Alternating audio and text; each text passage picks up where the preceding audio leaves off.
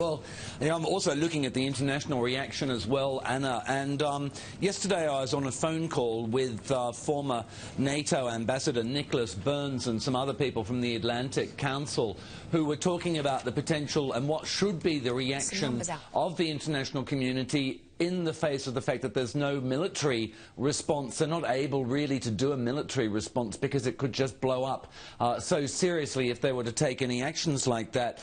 And the first thing they talked about was how that the leaders of the major economies need to come out and denounce Vladimir Putin's actions in Crimea. Well, we've had that. The G8, 7 non-Russian members of the G8 have come out and denounced Putin's actions and said that they will stop preparations for the Sochi G8. So that's one thing which is happening. The second thing that they were talking about is the need for financial assistance, immediate financial assistance to be announced by the European Union, by the IMF, to actually aid Ukraine. They also spoke about the importance of having foreign ministers on the ground in the Ukraine. We've got William Hague there, John Kerry is on his way there, Catherine Ashton from the European Union is going to go there on Wednesday. Question will be whether she'll be accompanied by other ministers from the European Union. The third thing that they talked about on this call, which looks like it's coming because we heard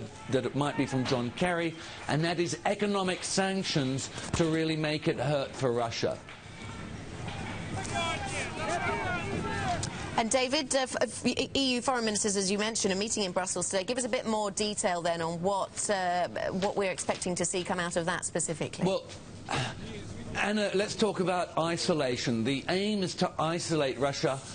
The aim is to put sanctions onto Russia. This is what John Kerry spoke about, because he said that he'd spoken to all of the foreign ministers of the G8 and some others, so one can imagine he's been having some pretty good conversations with the European foreign ministers, and he said that every single one of them is prepared to put sanctions into place. So that's what we should probably be listening for today out of that meeting in Brussels, to see what sanctions will be put into place and whether the European Union can come up with a united response here. One other thing that they spoke about is the role of NATO. Now, the Ukraine isn't part of NATO, but they talked about the importance of NATO affirming the importance of Article 5, which says that if any country in NATO is attacked, then all NATO members will consider that they are under attack, and that's very important for giving succour and support to countries who are NATO members in the Baltic states, for example.